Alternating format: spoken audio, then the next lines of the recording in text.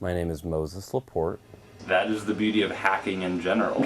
Well, ideally, hack spaces are really supposed to be just a community center for do-it-yourself projects and building stuff, really, where you come and collaborate with other people who are into that same kind of thing. Suppose the question of how long we've been interested in it is kind of an open one, since the idea of a hack space we didn't really know about for very long.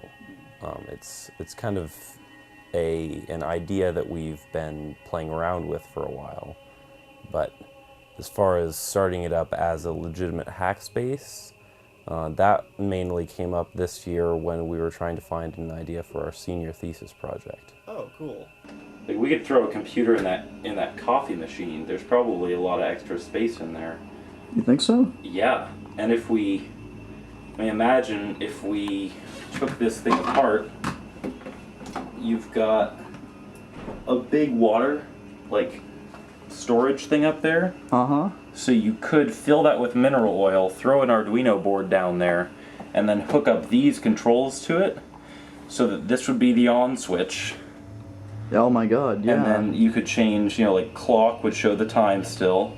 Brew, you could set that to be, you could have it working as a normal coffee filter or coffee maker if you really wanted. But you could also second as a computer. Yeah. Senior thesis project, the biggest thing that I guess they want really from it is a community, kind of just community involvement and some way to give back to people in some way. Oh.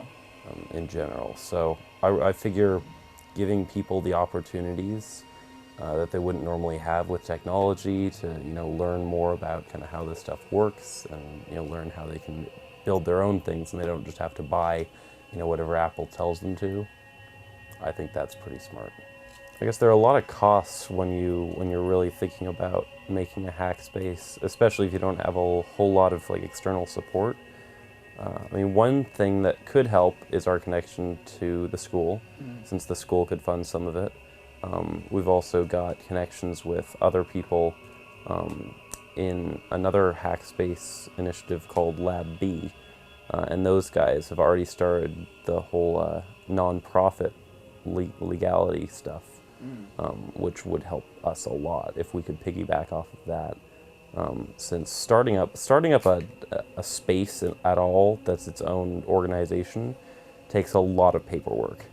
That's the biggest thing. You're also going to have to worry about rent or buying the materials to make a space, and then most of the materials are going to have to be donated. As a local organization, they'd like to contribute to a hack space.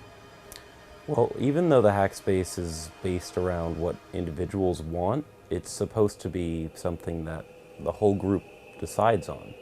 And there could be multiple projects going on at once, but ideally what you really want is a whole lot of collaboration, and most of the stuff that you're going to be doing will require more than just your knowledge.